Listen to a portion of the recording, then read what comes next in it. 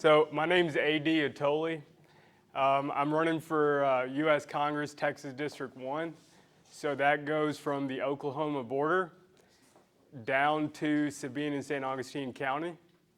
And then it goes from Tyler over to the Louisiana border. Okay, so it's all of Northeast Texas. The reason I'm running is we all know and we can see the direction that our country is going in, but you never hear solutions, okay? So that's why I'm running, and that's what we're gonna talk about today, is I think there's a specific, simple, and practical way that we can win back the culture for conservatives and get the country back that we always knew and loved. Okay, so it doesn't take that long to explain. It only takes about 10, 15 minutes of me talking, and then I would like y'all's opinions on it, because I want to know if you can find any holes, any reasons it won't work, and we're either going to fix it, or really, I don't even know why we'd run, okay? So far, the feedback we've gotten for what we're calling the plan has been excellent, and once again, the plan is just a very simple, specific, and practical way to win back the culture for conservatives and stop this train wreck that we see at the national level, right? We know our country's amazing, especially most parts of the country is amazing, but we know that our federal government has completely failed us, right? And that we all know that now with this new administration, but the federal bureaucracy has been failing us for a long time before that. So that's what I'd like to talk about. Me talking, it doesn't take that long. Most of it is going to be I want to open up the floor to y'all, and I want to let y'all poke some holes, kick some tires, tell me why you think this would or would not work. Does it work for everybody? Okay. My field director, Charlie Bush, he usually introduces me, but he wasn't able to make it because he's at the hospital. He went through heart surgery this morning. He's doing really well. He's down in Houston right now, but he's just resting, so please say some prayers for him if you think about it, but in general, I think right now he's doing pretty well. Just a quick bio on who I am. I grew up down in Center, Shelby County, graduated in 2005 as a valedictorian, and then I went to Rice University, graduated in 2009. I was on the President's Honor Roll there. In 2008, these were when the wars were raging. I really just, 19-year-old kid, I just wanted to go kill some bad guys, right? So I decided I was going to go into the Marine Corps, and I started my application process. That process took 8 years. And anyone that's dealt with military admin knows why. Basically, they kept telling me, hey, it didn't work out this year, but next year we should be able to get you a spot. And it kept going till 2016 is when I actually went in. So what ended up happening is I graduated in 2009 from college, and then I ended up doing a bunch of short-term jobs.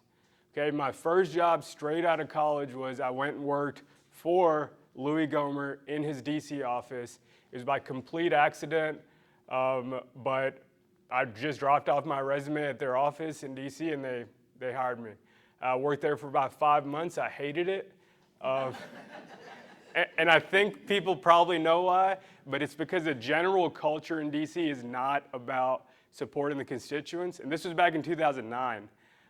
It's about, hey, look at me, I'm cool, I work in DC on Capitol Hill, right?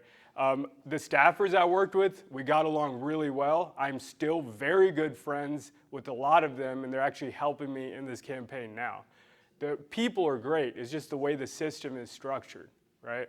But I only worked there 5 months, and then I ended up doing a bunch of different blue-collar jobs, ranging from, I moved back home to Shelby County and built log houses down in Arcadia, if y'all ever been down there.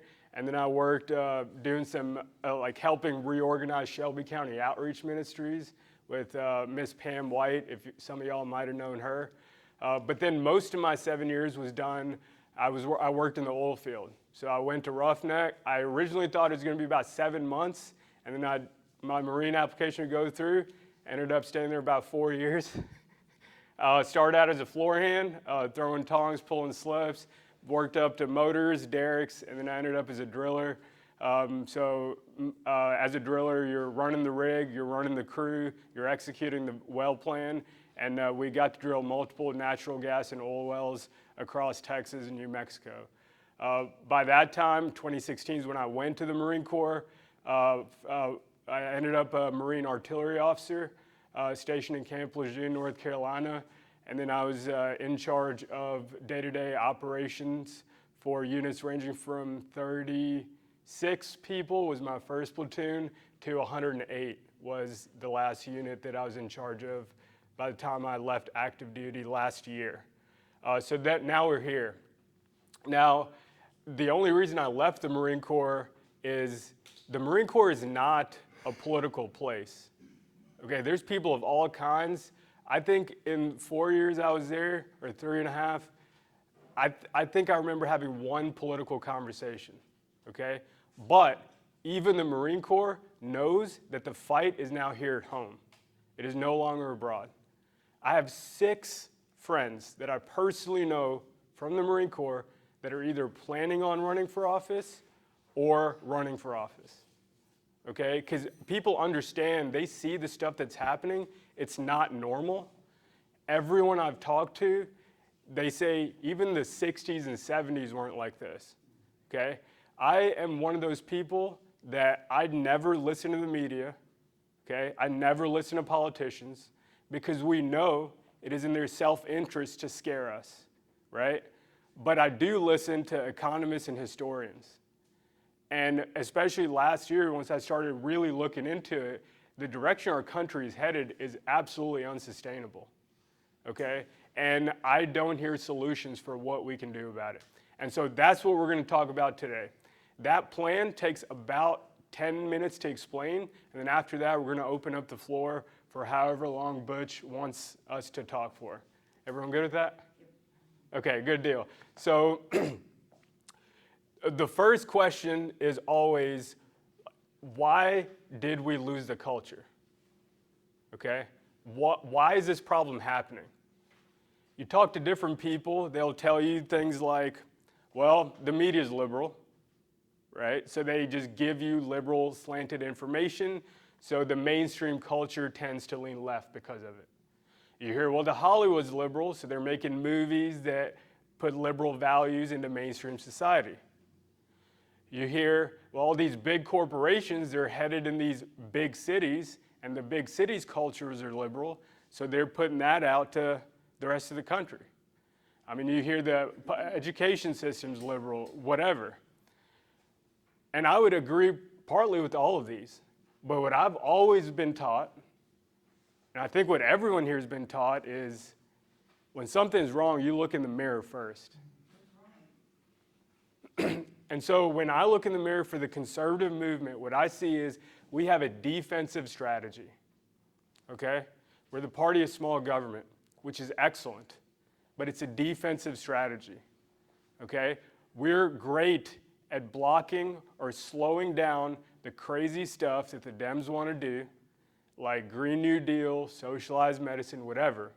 But when we get the ball in our hands and it's time to score touchdowns for the middle class, like lowering healthcare prices, bringing blue-collar jobs back to America, fixing these public schools in certain communities, we can't do it. And so what ends up happening is when you see, and we've all seen this too, who's been to a football game to where it seems like the team just can't get it together, right? That's what's happening with us. We have a great defensive team, but when our offense gets on the field, we don't know what plays we're trying to run to score for these different middle-class problems. And so what happens is you get a new quarterback who's super motivated and super ready to do things, Donald Trump, and you have the rest of the team, right, Congress, Republicans in Congress, they're like, oh yeah, I like this. I guess let's try to do something. Well, everyone gets in that pregame huddle, right, before the ball snaps, but no one knows what we're doing. So Trump's like, hey, this is what we need to do about health care. A couple of people are like, that makes sense, let's do it. And then you get the one guy, well, we've tried that before 20 years ago and it didn't work for this reason. So can we try this instead, right? And so you have all these intra-party arguments, And by that time, the game clock's already out. It's time to get on the line. And then you do, and then we might score a first down. We might even score a second down, but you don't get touchdowns because the defense is way more prepared than us. And that's why when we had the presidency and Congress for 2 years, the best thing they could really pass was tax cuts, right? First Step Act was pretty good too, but we know there's a bunch of other stuff that Congress needed to do, right? And they couldn't do it. So what is the solution to that? And this is the entire plan. This is what I'm proposing. It's very, very simple. All we need to do is get an offensive strategy. And we need to rebrand ourselves as the party of local government, okay? It's the exact same thing. All our policies are exactly the same. But now, the way you explain what we stand for, not stand against, but stand for, is very simple. We're just party of local government. And I guess the best way is we'll just use a real live example, okay? And this will work for pick an issue, healthcare, education, of the federal debt, welfare. You can do it for all of these, but I'll just use healthcare because healthcare prices is a big problem that keeps coming up. So repeal or replace Obamacare. How many people are aware of that bill? Okay. 2017, Paul Ryan and Trump tried to repeal and replace Obamacare. What happened to that bill? It fizzled, right? It fizzled. So the House, they took multiple turns. It got rejected. It went around in circles, but then they passed it. And then it failed the Senate by 1 vote. Okay? Why? This is fascinating because I've talked to people in the Trump administration that work on healthcare policy. I've talked to friends in Congress that have helped with this effort. They don't even know why. But you know what the reason is? Is because the mainstream media painted this bill to be, well, that's just Republicans trying to save money on their taxes, and they don't care who they hurt or kill in the process, whether it's, you know, retired folks or poor folks or sick folks or whatever. Okay? Does it matter if it's true? It doesn't, right? But your average voter, right? Let's say that mom in New Hampshire, right? That cares about the country and wants the right thing to happen, but she has a job, she has a family, she's got kids, and she's just too busy to keep up with politics day to day. So in her head, what she sees is, well, I know the Republicans are trying to save me money on my taxes and balance the budget, and I like that, but I'm not so sure if I'm okay with folks getting hurt because of it. And so I don't know how I feel. And so if your independent voter in that moderate state thinks that, then your moderate senator from the moderate state is not going to vote for it. And so this bill failed by 1 vote. If that 1 vote had passed, we would have seen healthcare premiums drop almost overnight, okay? And we know for a fact that Obamacare, you can say whatever good or bad you want to about Obamacare. We all know there's about 5 things that they marketed with that were excellent, right? Like allow kids under 26 to stay with their parents, pre-existing conditions, right? And it added 10 million people on Medicaid. I don't personally think that was a good thing, but if you think that was a good thing, I get that. But what everyone can agree on is that it doubled premiums for about 150 million middle-class people. So we know this is not a good bill.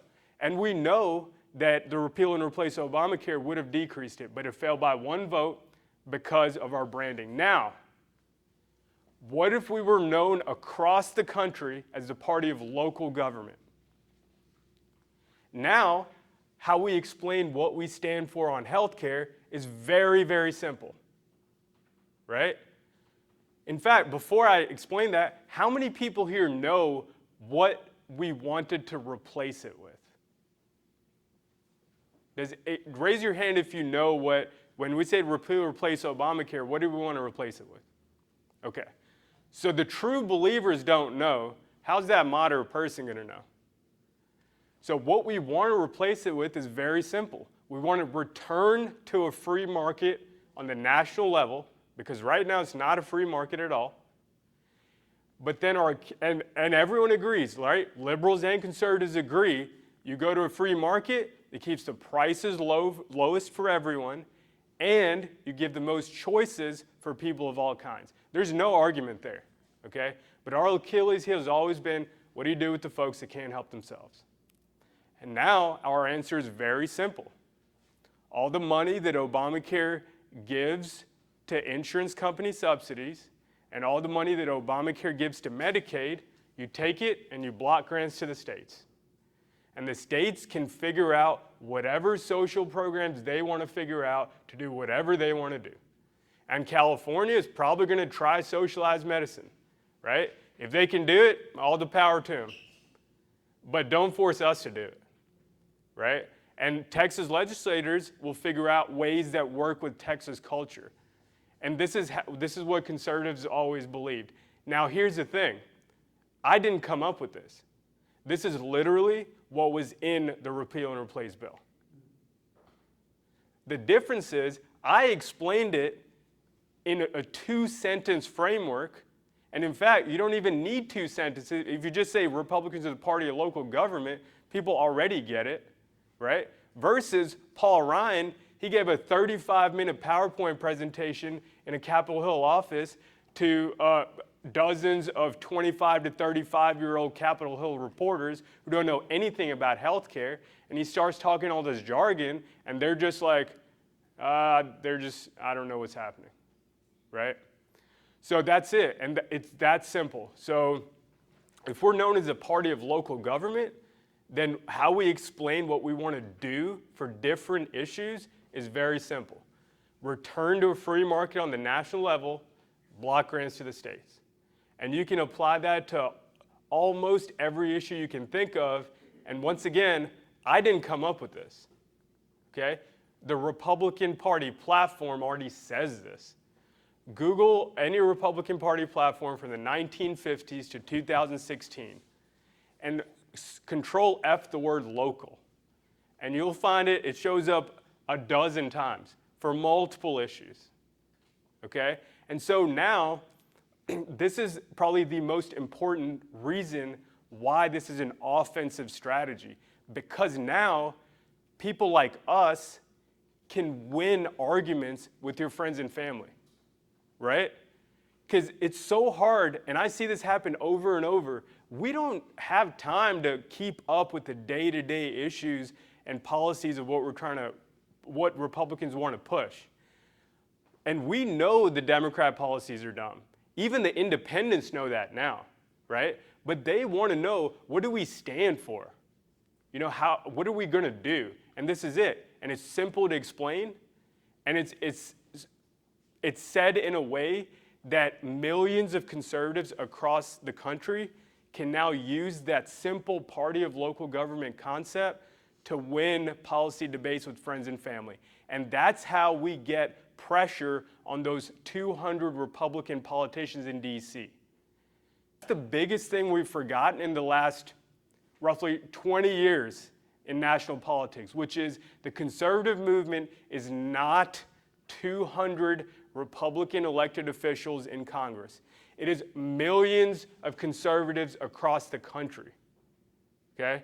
Regular people like us that aren't in politics, and also thousands of people in conservative media across the country, thousands of people in conservative activist groups across the country, et cetera, okay? And this party of local government thing is a way that all these people can now get in the game, right? And now you can win those arguments one-on-one for almost any of the dozens of issues we talk about, okay?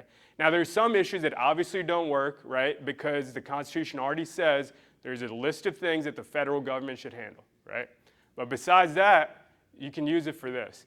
And the last point I want to make before I open up the floor is Now, this is a great way to win on these material issues like education, healthcare, etc. And that is the only way we win on social issues, okay? If you care about the life of an unborn child, right? If you care about Second Amendment rights, not being about hunting, but being about protecting yourself from the government. If you care about questions like, hey, is America a good country by nature, or are we based on slavery or evil? You know, if you argue stuff like critical race theory, these are all social issues. You can never win it by arguing. You have to win it by fixing these middle class problems like healthcare, education. When your average voter sees their healthcare bill come down, they see their kids' public school improving because of school choice. That's when they will instinctively turn to us for what do we think on abortion? You know, what do we think on the nature of hard work relating to success? What do we think about the nature of who America is as a society, right? So if we want to win on all these social issues, the way to do it is we fix middle class problems. That middle class silent majority loves us, and then by nature, they will look to our example as conservatives to figure out how they feel about these value-based questions, right? Like social issues. So I'd just like to stop it right there and open up the floor to questions. The next part, which is very, very short, is how do we actually go from party of small government to the party of local government, right? Because if it's a good idea, but it's not practical or doable, who cares, right? So I'd like to stop right there and open up the floor for whatever y'all think. Yes, sir. I think you're onto something, because one of the things about the Obama health care was it was trying to fix a problem that didn't exist. And I'm 78 years old right now. I didn't even start seeing a regular doctor until I was probably 45, 48 years old. And then very seldom. He was trying to make young people pay for the health care of everyone else. And if you didn't want to do that, then he would fine you. And so the whole thing was kind of, but the problem was it was a national health plan. What we do need is what Trump was trying to do, and that was to make the healthcare market competitive for people. So what you're saying about local government being involved in the local area is a much better thing. Plus, it decentralizes everything from the government. And the bigger they get, the more corrupt they get, which we see all the time. So I agree with your premise and your approach, and we are seeing this played out in the critical race theory. Yep. Objections of parents who finally got to know what their kids were being taught, and they're raising holy hell over this all over the country, and they should. And so what you're espousing resonates with me, certainly, and I think we just need to get on that track. I will say one other thing. I do think we are definitely in a spiritual war against truth and evil. The devil is the father of lies. And Jesus Christ is the truth and the way, the life. And even in the 50s and 60s, as certainly when I went to high school, I went to an all-Jewish high school, mostly Jewish high school. And my homeroom teacher was a Jewish man. He loved to read the Bible. He'd read from 1 Corinthians or the Old Testament. But we had the Bible reading in the morning. They got rid of that. They got rid of the Ten Commandments. And we can see the result of that. That was just small incremental things that happened. And once we get caved into the lesbian, gay, bi, and transgender movement, it's brought all of this other gender nonsense and craziness to where you can be whatever we are in serious trouble because basically Democrats don't care about the truth. Truth is what they think it is, what they want it to be. And so we have a spiritual warfare, and Christians and churches need to quit being so nice and polite and afraid to speak out. And they need to start preaching what's in the Bible and telling the truth. And we are in a warfare. And until we see some of that in the land, we're not going to make the greatest number of inroads that we need to. That's why we have this schism. You have the difference between truth and light, truth and error. And frankly, there are just, there used to be at least a Judeo-Christian view, an understanding of the Constitution and why it was written the way it was. It was for our protection. And we need to get back to understanding that they had greater insights into human nature than what godless liberals that are teaching nonsense to kids in colleges and high schools, and even elementary school. Yes, ma'am. Go ahead. And I agree with him, a lot of what he's saying. What we've found, I'm from Tyler, Texas. My name's Dee Chambliss. I'm here on behalf of Rachel Hale, who is going to be running for Texas House. But what we've been doing in Tyler is on a very local level, every single area that is a local government. And I'm on the library board. And I feel so sorry now for our library because they've been pushing critical race theory in all of our children's section. And it's shocking, but what I've learned, and I was really happy to learn, is they can't take a question because they don't have an answer. But it really is about getting out to the local schools, the local libraries. I mean, if you go to your library, if you're 50,000 or 100,000 people, you go to your library, I guarantee you, they are buying their books based on what George Soros-funded American Library Association is telling them to buy. And every book across the nation has those books.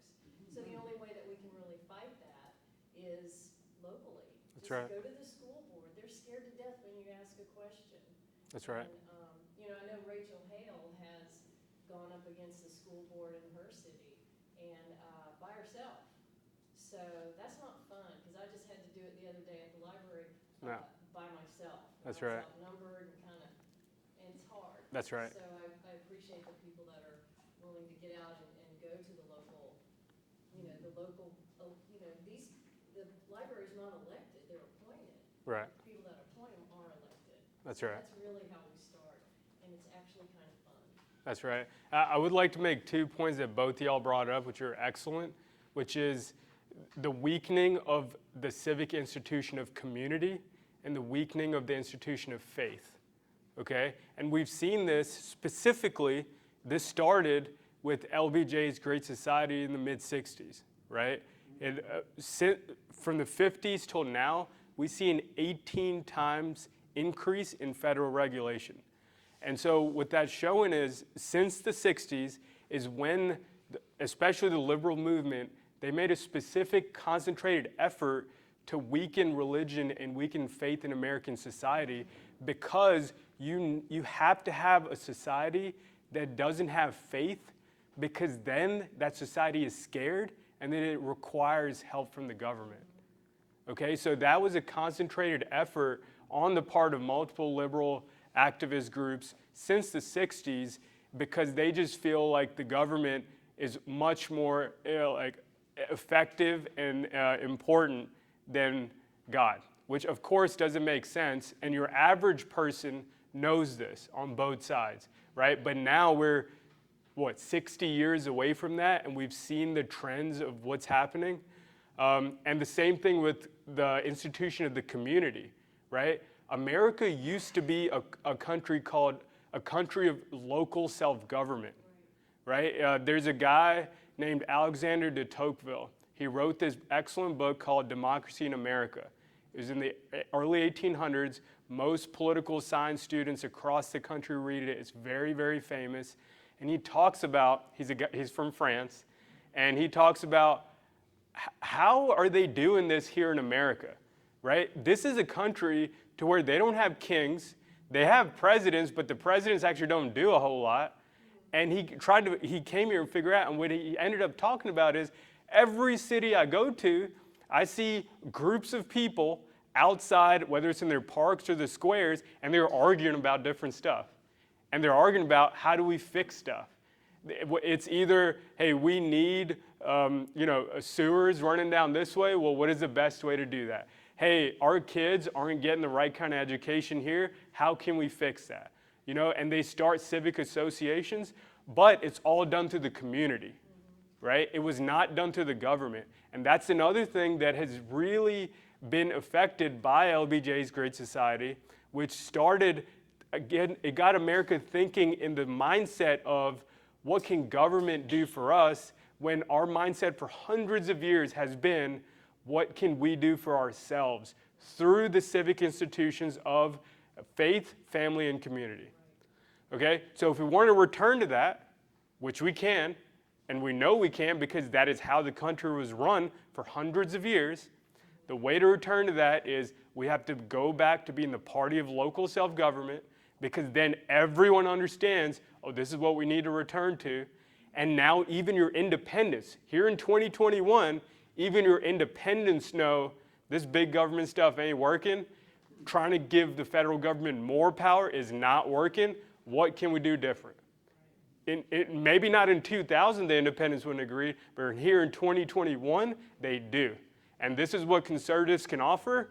We're the party of local self-government, and that's something even independents can get on board with. And if we can get them on board, we will capture the culture again. And once we capture the culture, that's when faith comes back in our society. That's when community comes back to our society. That's when family becomes central to who we are. If you're elected, how do you think we need to do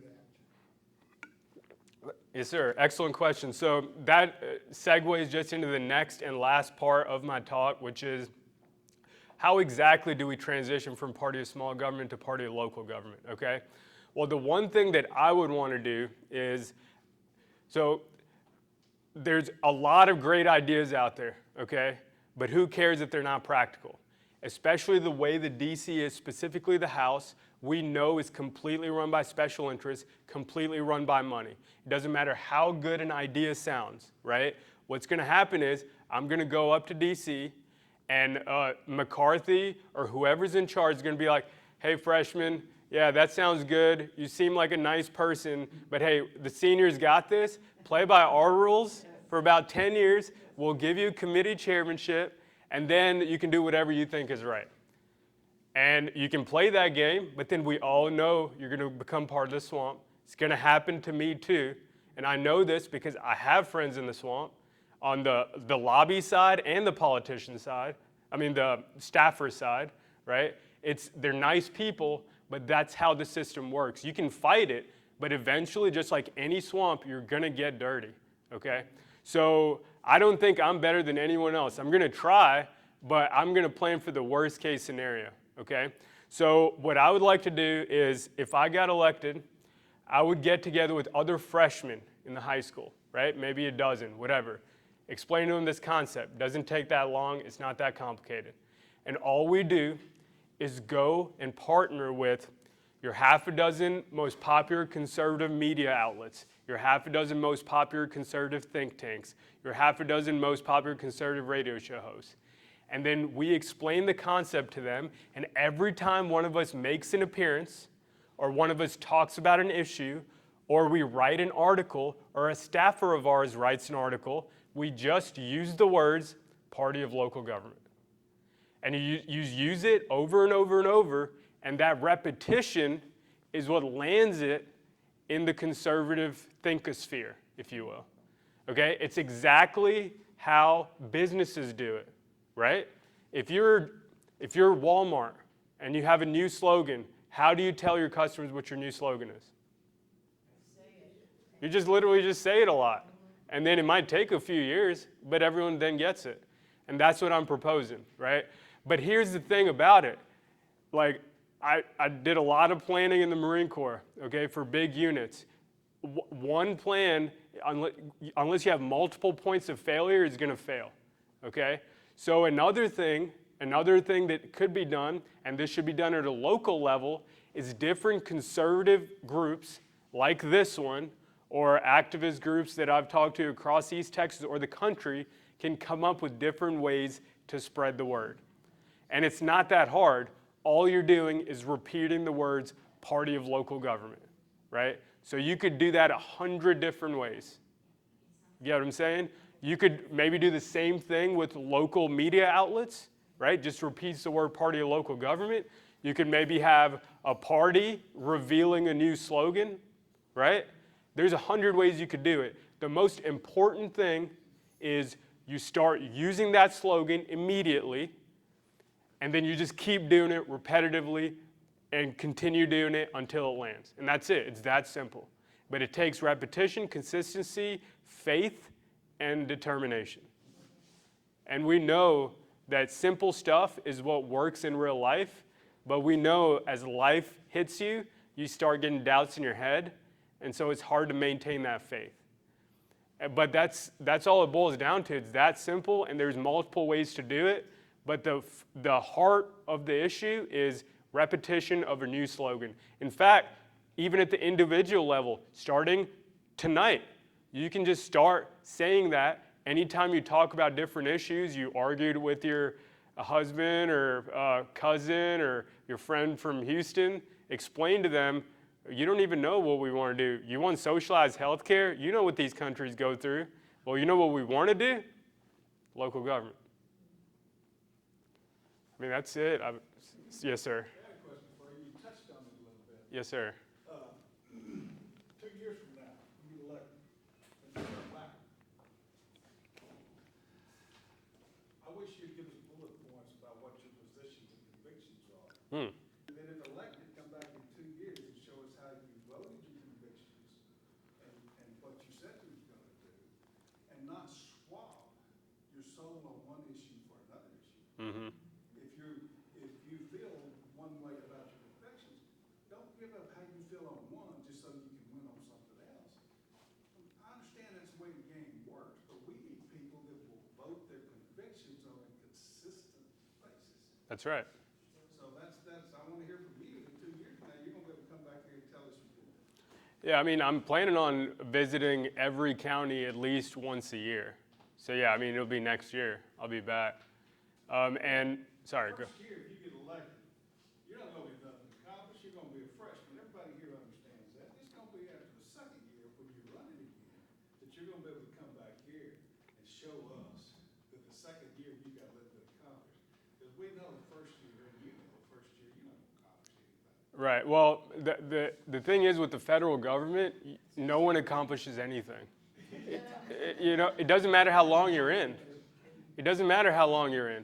I have friends that are staffers in D.C. right now. They work a lot, but they don't get anything done. Even Louis Gohmert, okay, he was in, and I worked for him, 17 years. How many laws did he pass? How many people know? 1 in 17 years, okay? So especially the way our country is divided, you're not going to get a whole lot done. This is why the founders never meant for the federal government to run so much. Because we're a country of 330 million people. You're not going to agree on almost anything, right? So the federal government wasn't built to do that. So I'm going in knowing that. A lot of politicians do not understand that fact. And you will see that because what you'll see is a lot of people will go into DC, right, full of vigor and full of energy and full of compassion for their constituents. And you will see them submitting a lot of bills to get looked at or sponsored. And then like 4 or 5 years later, they're like, yeah, this doesn't work. So I think I'm maybe going to try to make media headlines by saying crazy stuff, or I'm just, going to hang out. And so to me, when Congress is this dysfunctional, the main thing I'm going to focus on is what we just talked about, the plan, right? Conducting that rebranding. And then 2 is business development for the district, okay? Because that's something that you do not need sway in Congress to do. There's a bunch of federal money that's being spent on all this dumb stuff. We spent $100 billion on rural internet. How is the rural internet here? We all know, okay? And it's because when that money gets dropped by Congress, it gets dropped in that federal bureaucracy, it just disappears into a maze, and it never makes it down here. So that's something like a federal official can help with. I would have one person on staff, business development liaison, and that person would just, obviously I'd be doing listening too, but that person would work with Chamber of Commerce at the regional and county level to listen to what they need and then try to match them with federal programs that need money. Another thing you can do in an extremely dysfunctional federal government is you can create business relationships just between business people, right? Because you don't, just because the government can't do anything doesn't mean you don't know now a bunch of people across East Texas that could maybe help each other out, right? To bring different industries to the district. I have so many buddies from the oil field that live all around East Texas, from Tyler down to Shelby County down to Texarkana, and they hate having to go to West Texas for 2 weeks or a month at a time away from their families. And it doesn't have to be like that. That does not have to be the option versus making $8 an hour at McDonald's or whatever it is. Okay, there's plenty of business opportunities around, but you just got to focus on it and try to do it and understand that it takes a long time, right? It's not going to happen in a few months. It just takes persistence but it can be done. Yes, sir. I just want to say that I think what happened in Virginia and Loudoun County and all that with the CRT thing kind of is something that should make us all aware that that's one of the big issues right now, and there's an avenue there that we can use to get people interested in local government like you're talking about. And for instance, my wife went to a Bible study and they finished it up with watching a DVD on CRT. Now she went ahead and purchased another one. We're going to show a couple of those at our church. Awesome. And I think that's the way you get people educated. Yes, That's sir. what we've got to do. Also, we can use, I've heard a lot of politicians or patriots say this. I listen to a lot of patriot things. They say get into the churches and libraries, schools, wherever you can. And people have got to be educated. And we've also got to use the social media as much as we can because that's where the young ones are. Right. I don't like Instagram, but I guess we're going to have to get on there for the young ones. That's right. I know we are now. So, yeah. But, yeah, I think you're right. That's what we need to do. And also another thing is, I don't know if I showed the group before a couple of years ago, but the American Patriots Bible is another good tool to use. Okay. You need to check it I out. haven't. It's an actual Bible itself. Oh, great. Lighthouse Church in, is it in Durant, Oklahoma? It's right across, there's Lighthouse Church actually, sends them to you. But it's Okay. a very good tool because it has history in it. Okay. Judeo-Christian ethics and everything. It's an amazing book. Excellent. Yeah. And I don't know if any of you's heard of Dutch Sheets. He's a pastor. He's excellent. He talks about how, we always should have faith in God, and God is at the end of the day controlling everything, but it is our jobs to work and be his hands in this material world, and try to take his guidance to do that. So he gives me a lot of motivation and to do this because I was the guy that's, for years, I always said, I hate politicians. Politics is ridiculous. Like, this is stupid. But, last year that changed. So, yeah, but I mean, he is exactly right, which is these things happen at the local level. When you simplify, when these things happen at the local level, that's what creates pressure on these politicians to actually do stuff. That's why we saw the Texas legislature finally pass laws like constitutional carry, which is a no-brainer. Like a heartbeat, but that's why, because now they're finally getting pressure from the local level, and that's what makes them do these things. Is there anything else?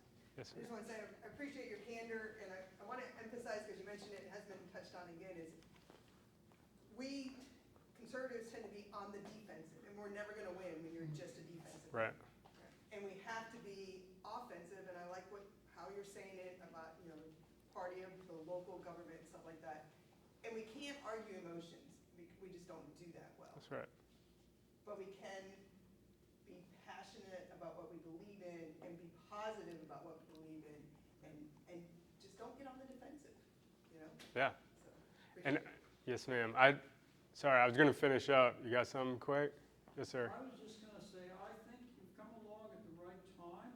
I think the Democrats have shot themselves in both feet, and they aren't stopping. And I heard Trump say something just in an interview. He was saying that if Biden had not done anything, everything would have been better. Now he wants to go back to keeping people in Mexico, but he probably hasn't even talked to the president of Mexico. So they have done so many stupid things that the public is seeing it, even with all of the liberal media outlets. Right. So we're ripe for change. That's right. And we really need, I like this idea that you have of local government. And I think the more we can get away from decentralizing government and away from this socialist view that the government has the answers for everything, the better off we will be. But Right. I think the time is right for it, and we're at a crossroads. Yes, sir.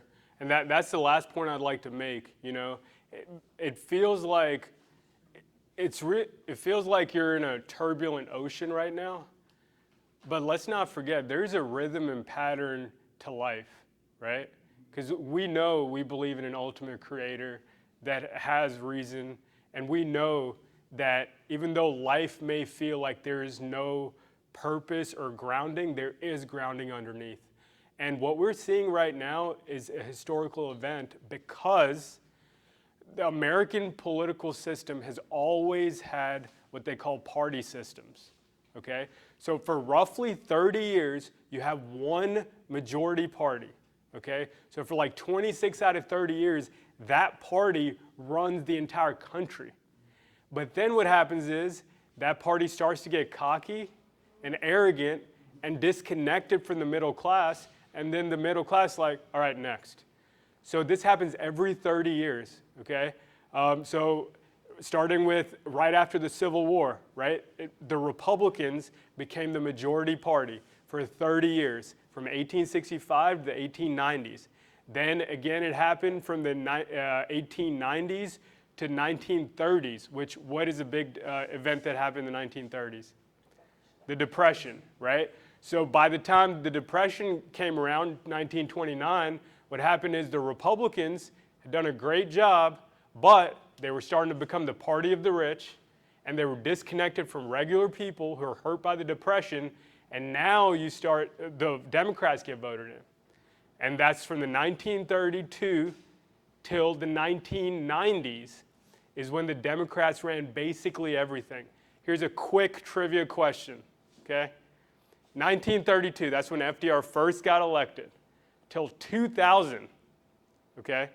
How many years was the Republican Party in charge of the government? By government, I mean the presidency and both houses of Congress. From 1932 till 2000. That's roughly 70 years. 2. You did know it? I didn't know it. I thought, I had to guess. 2. I thought it was 2. Does anyone know when? In the sir? Reagan. It was with Eisenhower. Eisenhower, I think it was 53 and 54. Reagan never had a Republican Congress, neither did Nixon, okay? Which these ideas of party of local government, they're literally coming from them. They tried it, but they never had a Republican Congress to deal with. So what we've been living through is a modern liberal era, okay? That's why you've seen us go away from the foundational focus on faith and family and community. But now, since the 90s, okay, that's when the Democrats started getting a little too disconnected from the people, right? That's when the South started to go Republican. Newt Gingrich brought in a Republican Congress, In 1994, the Republicans won the House for the first time in how long? 40 years. For 40 years straight, 1954 to 1994, the Democrats owned the House of Representatives. How many people knew that? Right. So this is how the party system works. Is roughly every 30 years, it swings. What we have been living through most of our adult lives is from the mid-90s till now is neither party is the majority party because neither party accurately reflects what the middle class wants. Right? That's why we go back and forth every 2 years or every 4 years or whatever. That's never how it's been, which is why I laugh when people say, well, can we have unity and can we talk about bipartisanship? That has never been a thing in American history. You've always had one party that was connected to the middle class. They solved middle class problems, and then in roughly 30 years, they get arrogant and they get lazy, and then the other party gets in for 30 years. Okay? So what we're seeing now from the 1990s till now is it going back and forth. What I believe what we're seeing right now is a transition. That pendulum has finally got to the end of the liberal movement. And that pendulum is trying to swing back, but is being kept up there by the media and the socialists and stuff, which is why you see all these socialist policies being presented, not even liberal policies anymore, right? So the pendulum is ready to swing back. It's just up to us to help it guide it back along. And we can do that as a party of local government. Thank you all.